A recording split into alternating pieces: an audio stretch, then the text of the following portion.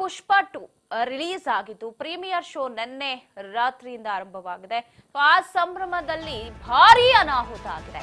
ಅಭಿಮಾನಿಗಳಿಗೆ ಒಂದು ಕಡೆ ಹಬ್ಬದ ವಾತಾವರಣ, ಇನ್ನೊಂದು ಕಡೆ ಭಾರೀ ಅನಾಹುತ ಆಗಿದೆ ರಿಲೀಸ್ ಸಂಭ್ರಮದಲ್ಲೇ.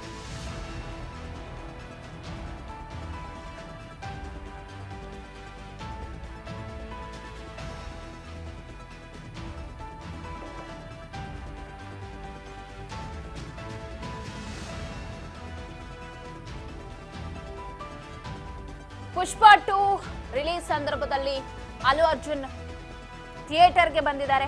ಅವರನ್ನು ನೋಡೋದಕ್ಕೆ ಮುಗಿಬಿದ್ದು ಕಾಲ್ ತುಳಿತ ಆಗಿದೆ.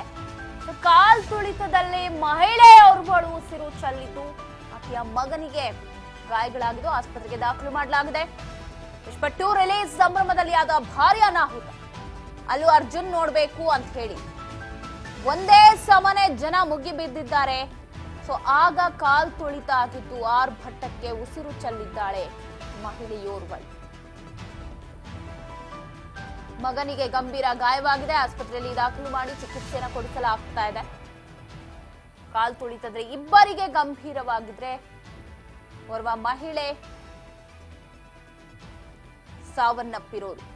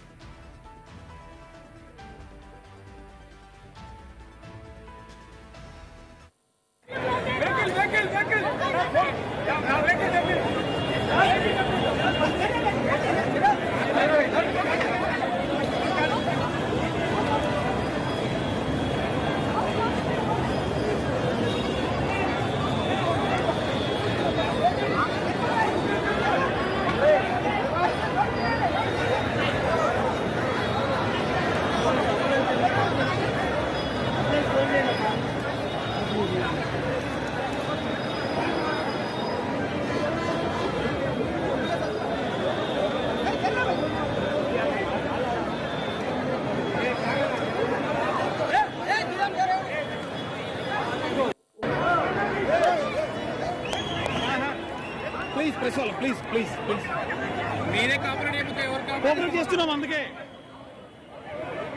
ಈ ದೃಶ್ಯದಲ್ಲಿ ಗಮನಿಸ್ತಾ ಇದ್ದೀರಾ, ಪಟಾಕಿ ಸಿಡಿಸಿ ಕಾಲ್ ತುಳಿತ ಮಾಡಿ ಎಂತ ಅನಾಹುತ ಆಗಿದೆ ಅಂತ.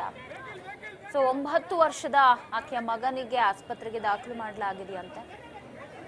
ಇತ್ತ ಮಹಿಳೆ ಪ್ರಾಣ ಬಿಟ್ಟಿರೋದು ಪ್ರೀಮಿಯರ್ ಶೋ ನೋಡ್ಲಿಕ್ಕೆ ಅಂತ ಹೋಗಿ ಆಗಿರೋ ಅನಾಹುತ.